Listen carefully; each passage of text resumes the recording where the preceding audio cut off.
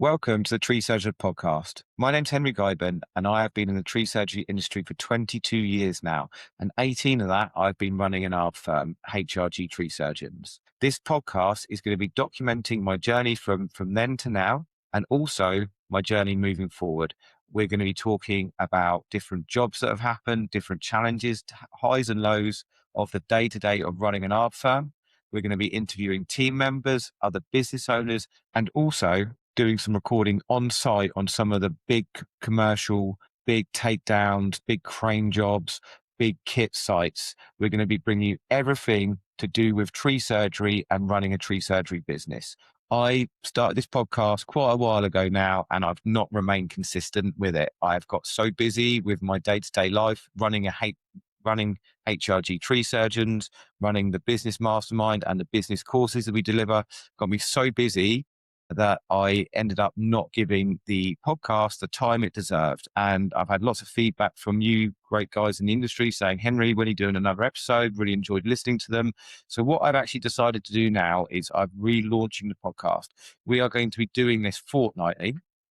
I'm going to be recording solo content, and I'm going to be also be interviewing different team members and also other business owners. But what I'm specifically doing, and the reason why this is called a relaunch, is that I'm going to be documenting more of my journey, documenting more of the day-to-day of the running of my tree surgery business. We are at a point now where we are turning over this year 1.6 million. We've made a 26.4% net profit, which I'm really proud about. I've put my heart into our business, all my time, and we've been going 18 years. This is the second attempt at running an art firm. Some of you may know my story, some of you may not, which the first episode today is going to be me specifically telling you where I started in this industry and how I got to where I got to now, the highs and lows along that journey.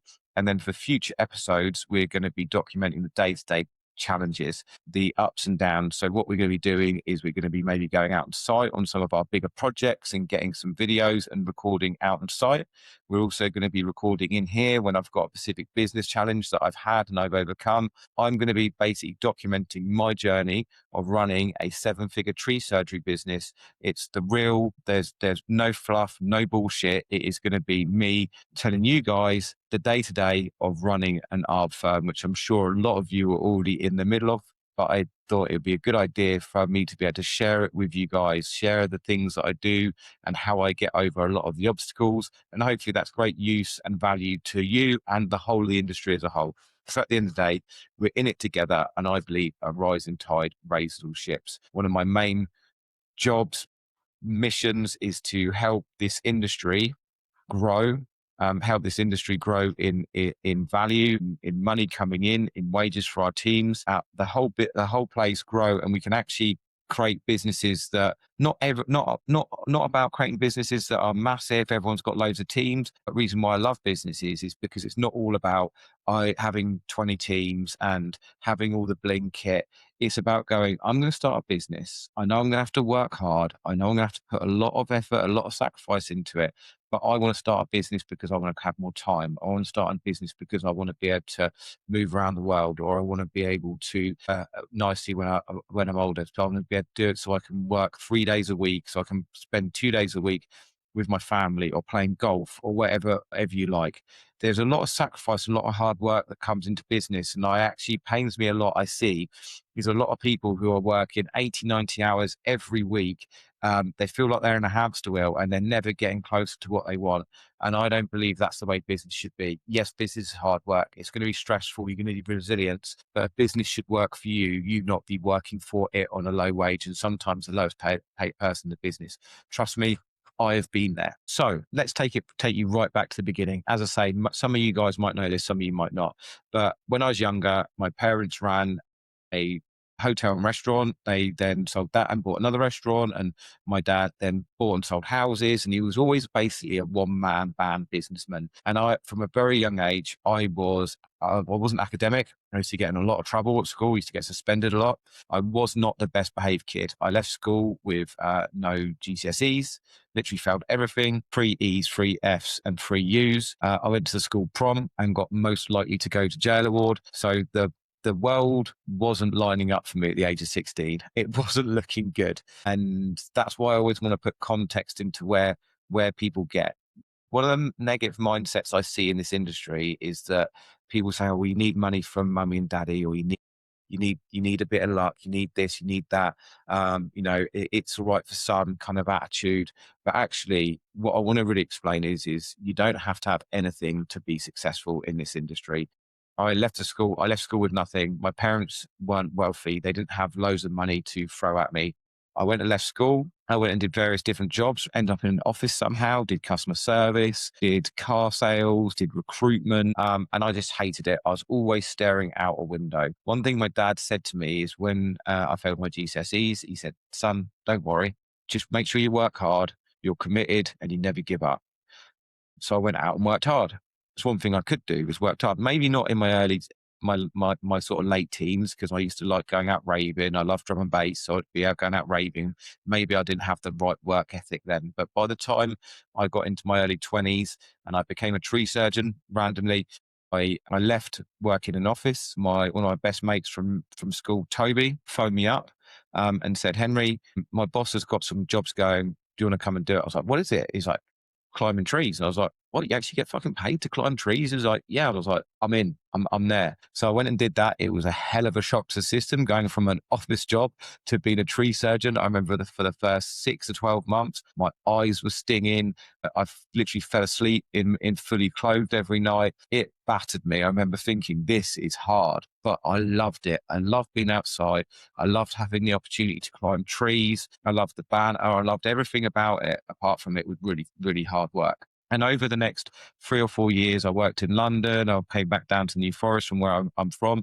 I worked for maybe 5 or 6 different companies. And I remember thinking, this is definitely a industry I could start a business in. The other industries I was in, I couldn't really see myself doing sales and customer service and all that kind of stuff. But this was definitely an industry that I could see myself working in. So I told everyone I met, I want to start my own business. I'm going to start my own business. I'm going to start my own business. And actually, beginning of 2008, before the banking crash happened and Northern Rock went under, the company that we worked for was called Land Skill. A lot of the guys there called it Landfill because it wasn't a great company to work for. But that went under. Sort of springtime 2008. And actually, funny enough, back then, and if you've been in the industry a long time, you'll know this, but if you've not, right now we have a shortage of tree surgeons. Back then we had too many tree surgeons, which seems mental now. And I spent a few months not having any work. So I've got all my tickets. I've been sort of climbing for a few years. Had about 4 years experience, and I couldn't get a job. I ended up going and working for SSE Direct, which wasn't the most fun job being direct. There wasn't much oomph to get stuff done every day. And I suddenly got a phone call in that summer from a guy called John, who we'd been subcontracting to. He said, Henry, remember you said to me that you want to start your own business? I was like, yeah, that's great. Yeah, I do. So come and meet me in the Checkers pub in Four Marks. It's not there anymore, as most pubs aren't. And I went and met John. And he said, look, I've got lots of commercial work. I'll pay you. I think it was $150 a man a day back then, but you must predominantly work for me. And then you can find your own work, but you work for me before you do your own work. You'll need a van and chipper, and you need someone else to work with. And I was like, but John, I had my credit's ruined because I ruined my credit when I was 18 years old.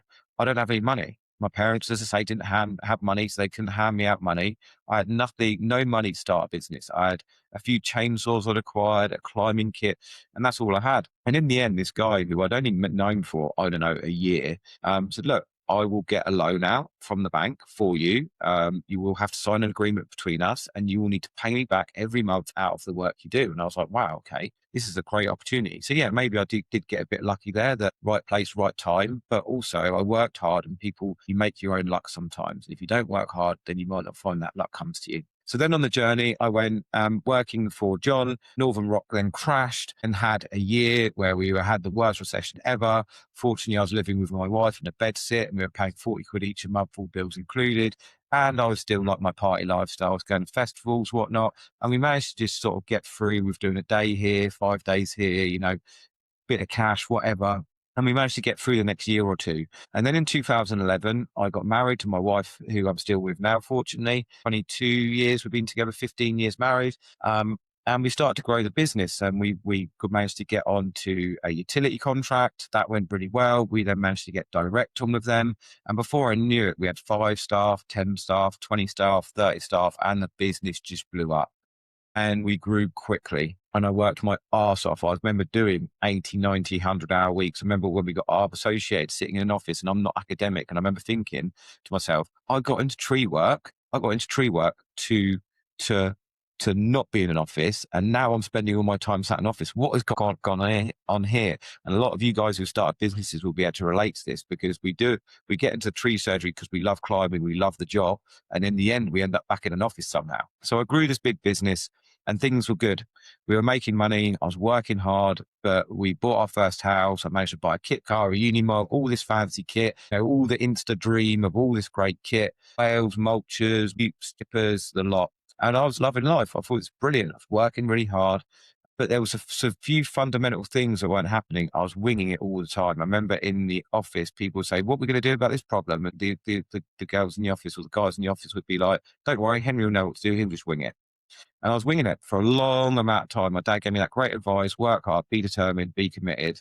But he forgot to tell me to go and learn about business. And that was the biggest thing. I see it all the time in this industry now. We got good operators, but we don't have good business people. And you've got to have both. And eventually the wheels started to fall off. We ended up having 47 staff. We lost a contract that was no fault of our own. We then were getting stood down off of a contract. We then lost it completely. I had to lay off all my guys. And eventually in 2019, that business went under. And people always say to me, how did a business go under that quickly? And, you had everything. And when you have a big business, it costs a lot of money. Quite often you guys will be seeing on Instagram, all these big businesses, all this big kit, and it will look amazing. But I can always guarantee you, not every business feels that amazing when you're in it, especially a big business. Because the bigger the business, the more it costs, the higher the wage bill, the higher the kit bill, the more work that you need to churn through. It is tough. And I got it wrong. But you know what? The biggest thing I got wrong, and I still see it now, I didn't know my numbers. I didn't know my profit and loss good enough. I didn't know my balance sheet. I didn't know my marketing conversion. I didn't know my cash flow forecaster. I didn't know how much it cost me to put a man out per day.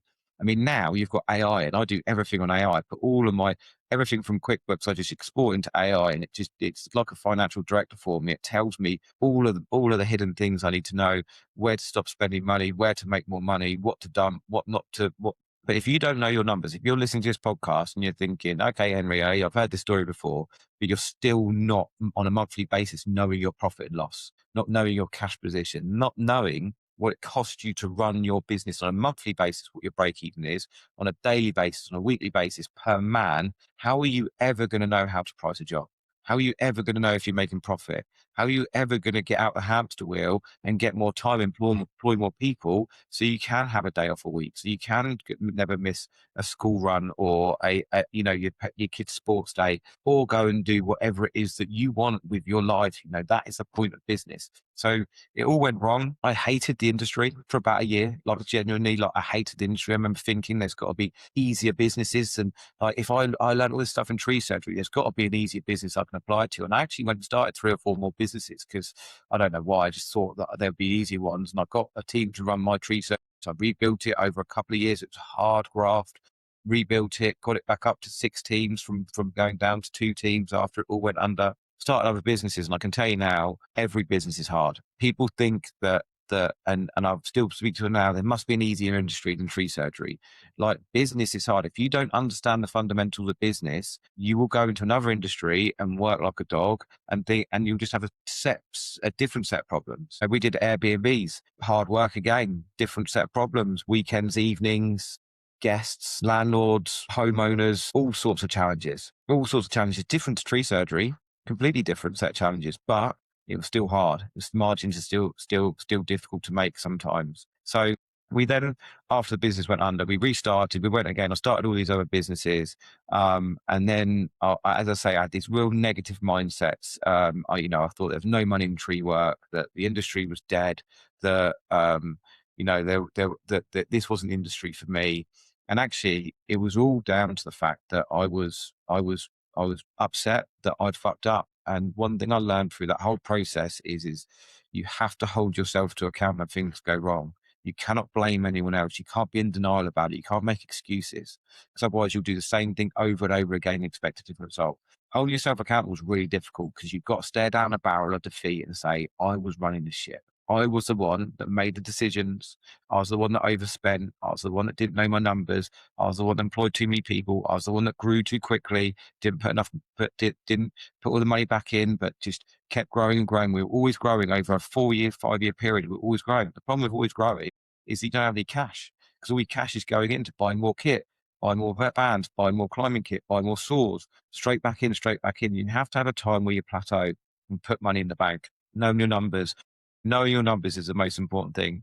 But rolling on now 6 years, 7 years now, we're now back up to 20 staff. We have 5-6 teams going out. We're 1.6 million turnover, 26.4% net profit.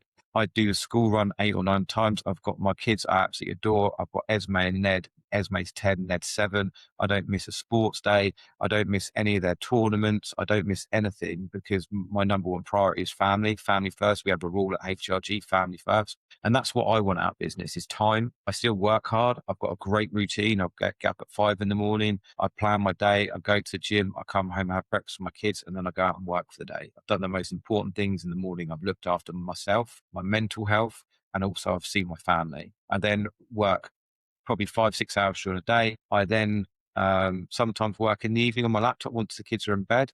And I love waking up early at the weekend and getting some work done between 5 and 8 in the morning. People always say, well, I work really hard during the week and I don't work at weekends. That's not the way I work, but I don't work all the time during the week. But I still work very hard in between. That's why I love business. There's no right or wrong to it.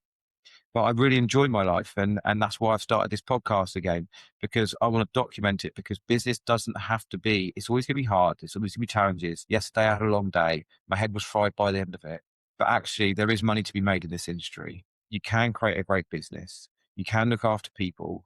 You can look after trees, and you can have success. So if anyone's going through a tough time at the moment, thinking there's no money in tree work, it's really hard, what I'd say is you just haven't found the right customers yet. And there is plenty of money to be made in every business. Just got to work out how to run a business. If you're not, then you've not worked it out. If your business isn't a good place, you've just not worked it out yet. Focus on always learning. One of the things I did when I left school was I had a fixed mindset. I said I didn't need learning because school failed me. It wasn't until my business failed that I started learning. I started going on business courses. I started being parts of different masterminds. I got a business coach. I started learning about business. I've been trolled so much on our talk and other places. I've been called all sorts of names, but I can guarantee you all those people have got a fixed mindset. I can guarantee you that. And they're not learning. And the only way that you're going to get your business better is by learning about business. It's by holding yourself to account when things go wrong, knowing your numbers, and learn about the business side. I can guarantee everyone listening to this podcast is a good climber, a good tree surgeon, and knows the job through and through. But at the same time, you really need to learn how to become a good business owner. So that's my story. It's where I am now. And this is what we're going to be doing moving forward. I'm not on every episode. I'm not going to be talking about my journey. I just wanted to just relive that moment with you guys who are going to come on listen to this podcast. And then moving forward, we're going to be doing different episodes of different things I'm learning in my day-to-day life of running an art business. If you'd like to come on this podcast, please get in touch. I'd love to have tree surgery business owners on here, or even consultants or people who believe they've got something they can offer the tree surgery industry. Remember, a rising tide raises all ships. There is enough work to go around for everyone. We just need to be pricing right, knowing your numbers, and making sure you don't undervalue yourself and therefore the industry. Have a fantastic day all, and I look forward to catching up with you soon.